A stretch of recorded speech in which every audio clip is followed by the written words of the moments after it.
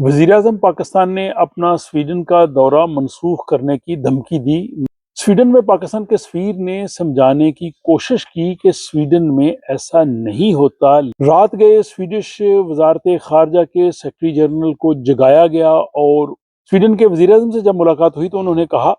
Swedish वज़ीर-ए-आज़म के दफ्तर को देख के हैरान रह गया।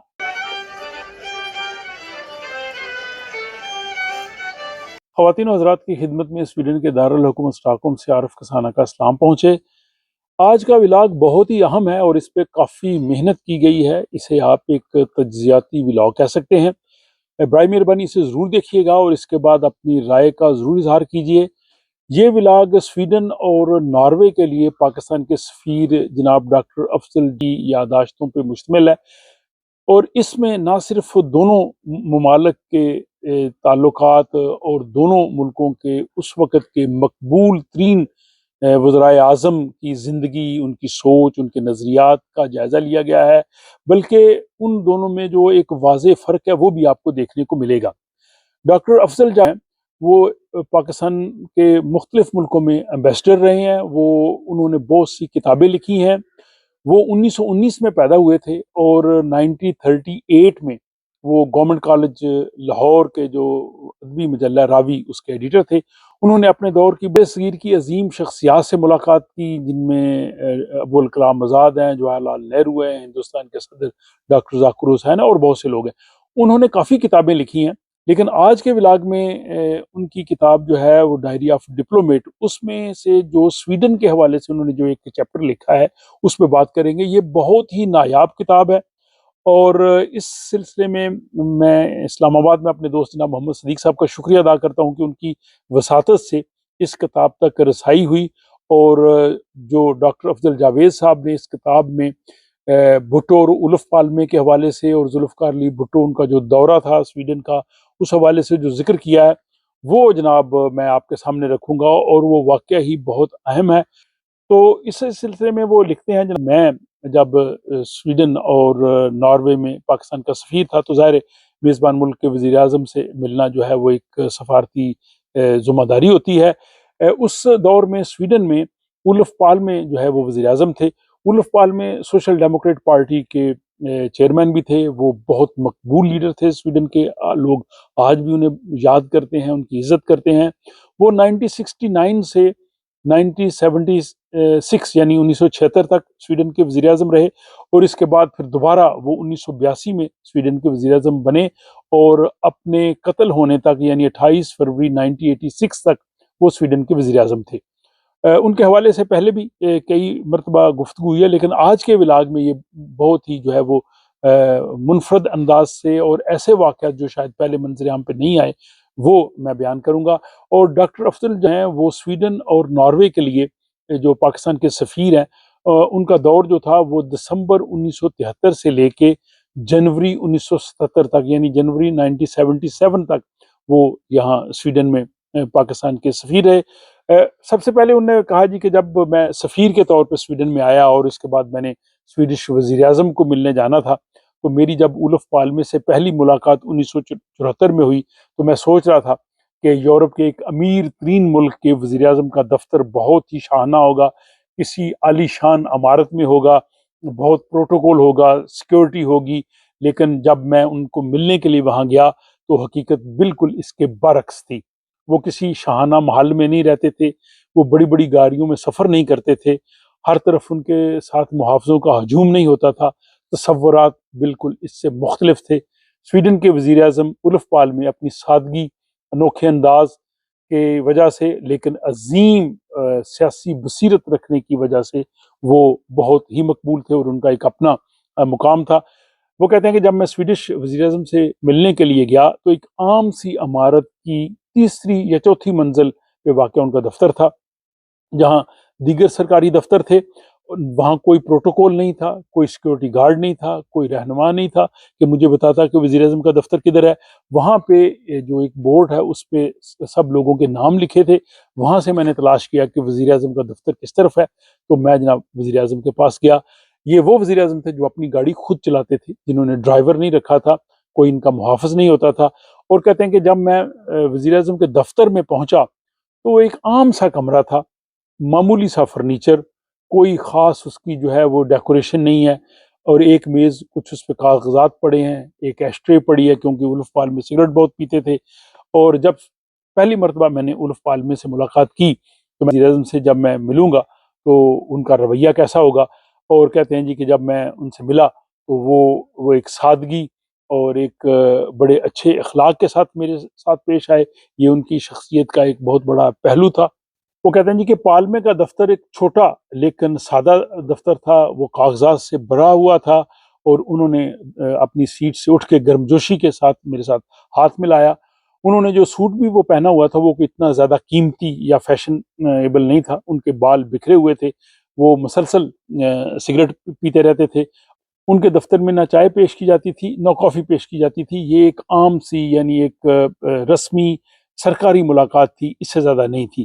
پاکستان کے امبیسڈر افضل کہتے ہیں کہ اولف پالمے کی سادگی صرف اپنے دفتر تک محدود نہیں تھی، بلکہ ان کا گھر بھی ایک سادگی کا نمونہ تھا۔ وہ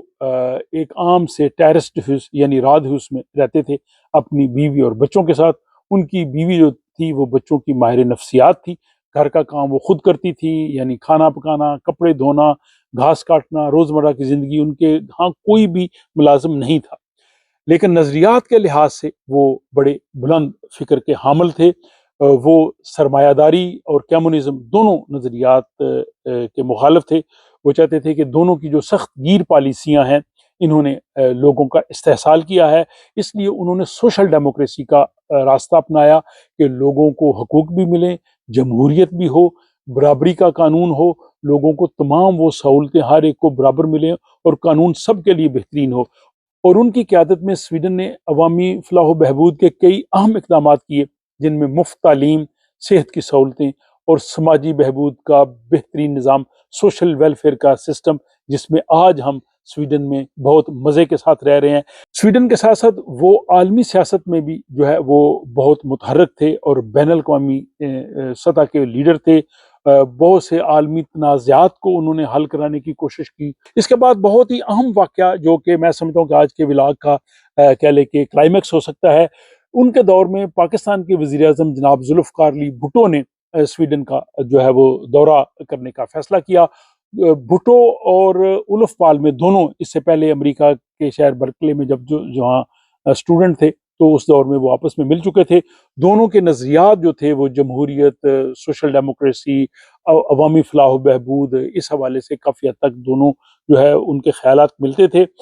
اسی تناظر میں پاکستان کے وزیر اعظم ذوالفقار علی بھٹو نے جو ہے وہ سویڈن کا دورہ کرنے کا فیصلہ کیا۔ بھٹو اس وقت پاکستان میں بہت مقبول تھے اور اولف پالمے سویڈن میں اپنی مقبولیت کی بلندیوں کو چھو رہے تھے۔ وزیر اعظم پاکستان کو جب سویڈن کے دورے کی تفصیلات ملی، جب انہوں نے دیکھی، تو پاکستان کی امبیسڈر جناب ڈاکٹر افضل جان کتاب دا ڈائری آف ڈپلومیٹ میں لکھتے ہیں کہ وزیر اعظم کی طرف سے مجھے ٹیلی فون آیا اور انہوں نے کہا جی کہ انہوں نے سویڈن کا دورہ منسوخ کرنے کا فیصلہ کیا ہے، اور میں نے اس کی وجہ پوچھی تو انہوں نے کہا کہ میں نے یہ دیکھا ہے ہوائی اڈے پہ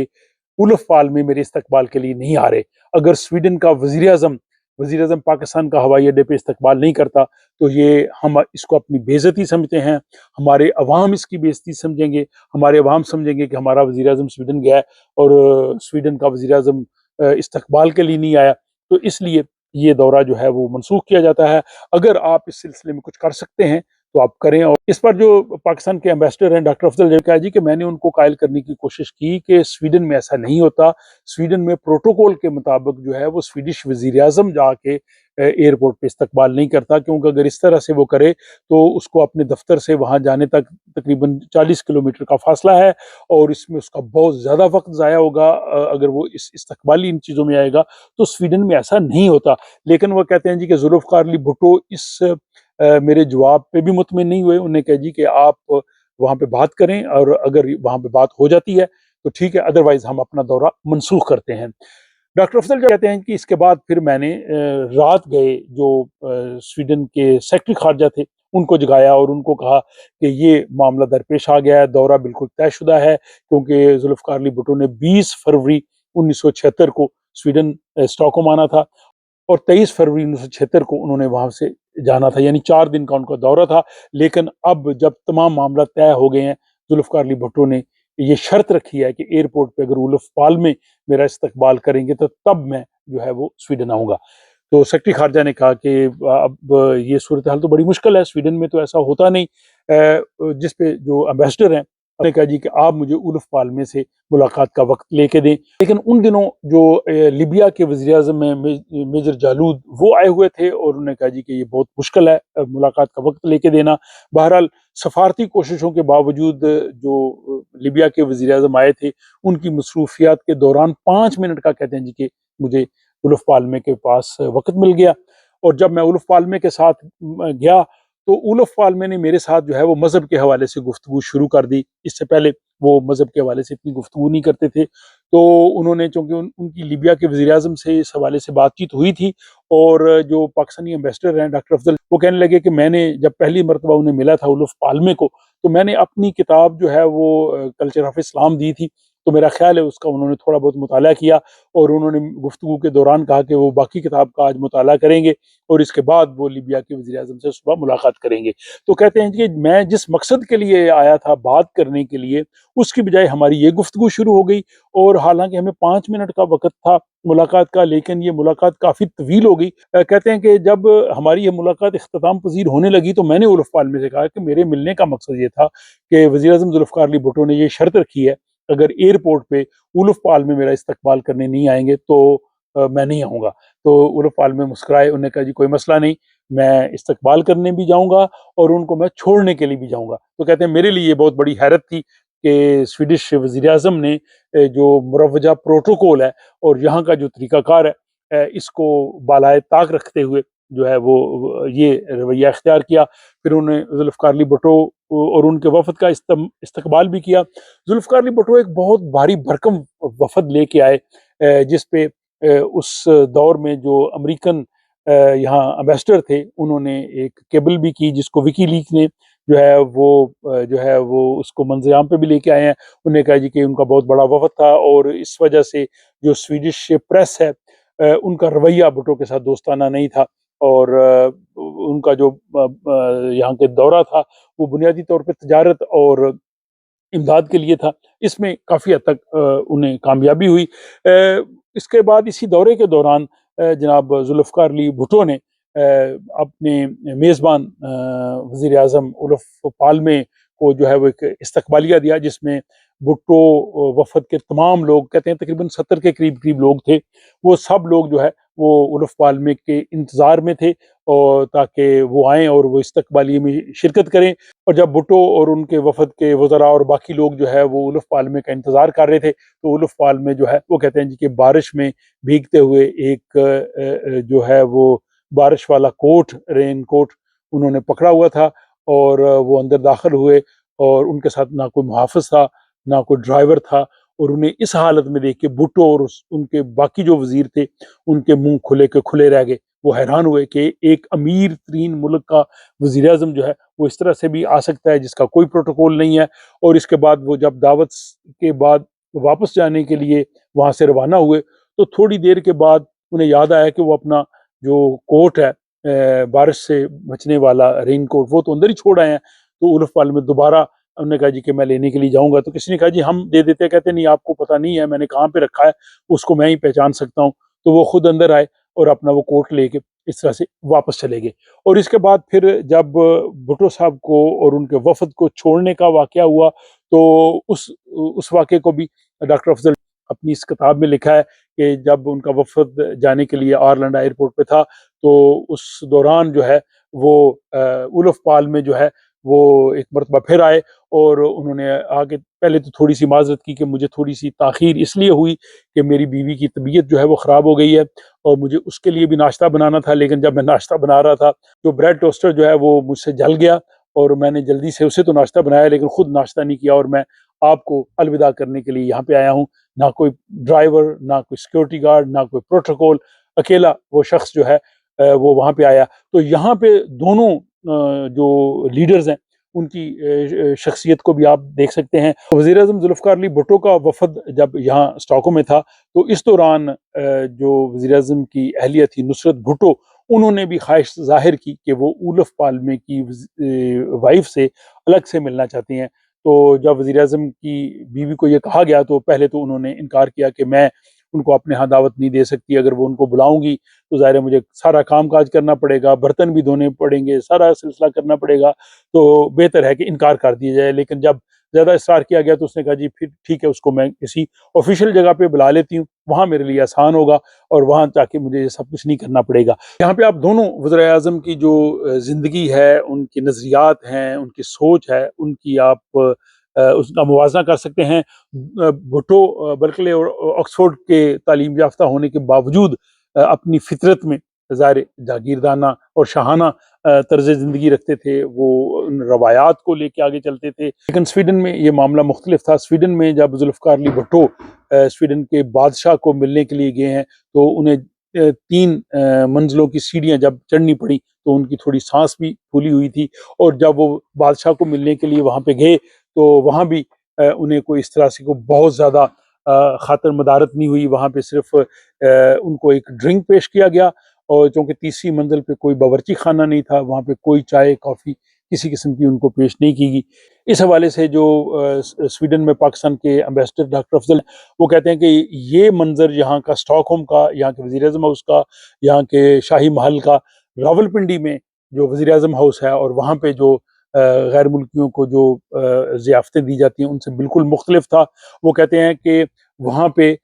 جب ناروے کے وزیر اعظم ہیں تو وہاں پہ جناب ان کو اتنا پروٹوکول دیا گیا، اتنے لوگ ان کو چائے اور دوسری چیزیں پیش کر رہے تھے، لیکن وہی ناروے کے وزیر اوسلو میں تھے اور میں امبیسڈر کی حیثیت سے ان کے پاس گیا تو وہ خود چائے بنا کے میرے لیے لے کے آئے۔ اس پہ پاکستانی سفیر ہیں، وہ کہتے ہیں کہ یہ مشرق اور مغرب کا فرق ہے۔ آپ دونوں لیڈروں کے نظریات دیکھ سکتے ہیں، دونوں سوشل ڈیموکریسی، عوام کے حقوق اور عوام کے لیے کام کرنے کی بات کرتے ہیں، لیکن دونوں کے نظریات تو ایک جیسے ہیں لیکن طرز عمل میں بہت فرق ہے۔ بھٹو کا طرز عمل آپ دیکھ سکتے ہیں، اولف پالمے کا طرز عمل دیکھ سکتے ہیں۔ ایک عوامی وزیر اعظم ہیں جو پروٹوکول اور ٹھاٹ باٹ اور ان چیزوں کو بالکل پسند نہیں کرتے، اور دوسری طرف وہ ہیں کہ جن کو پروٹوکول چاہیے، جن کو ٹھاٹ باٹ چاہیے، شاہانہ طرز زندگی چاہیے، اور پھر دونوں کا انجام جو ہے وہ بھی غیر فطری ہوا۔ دونوں جو ہے وہ غیر طبی موت مرے۔ اولف پالمے کو 28 فروری 1986 کو اسٹاک ہوم کی ایک سڑک پہ اپنی بیوی کے ساتھ گھر جاتے ہوئے ایک قاتل کی گولی نے جو ہے اس دنیا سے رخصت کیا، اور بھٹو جو ہے وہ 4 اپریل 1979 کو جو ہے وہ پھانسی دی گئی۔ دونوں جو ہے وہ ایک غیر طبی موت کا شکار ہوئے، لیکن مرنے کے بعد دونوں کی جو آخری آرام گاہ وہ بھی ان کے زندگی کے نظریات کی جھلک پیش کرتی ہے۔ اولف پالمے کی اسٹاک ہوم میں ایک عام سی قبر ہے جس پہ کوئی چھت نہیں ہے، لیکن ذوالفقار علی بھٹو کا عالی شان مقبرہ ان کے انہی خیالات اور نظریات کا عکاس ہے۔ اور اس ولاگ کو دیکھنے کے بعد آپ اپنی رائے کا ضرور اظہار کیجیے، آپ کو یہ ولاگ کیسا لگا۔ دونوں جو مقبول ترین وزیر اعظم تھے اپنے دور کے، اپنے اپنے ملک کے، ان کی زندگی، ان کے خیالات، ان کے نظریات کے حوالے سے آپ کیا کہتے ہیں؟ آپ کی رائے بہت اہم ہوگی، اور اگر آپ کو یہ ولاگ پسند آیا ہے تو اپنے دوست احباب سے شیئر کیجیے اور مجھے دیجیے اجازت۔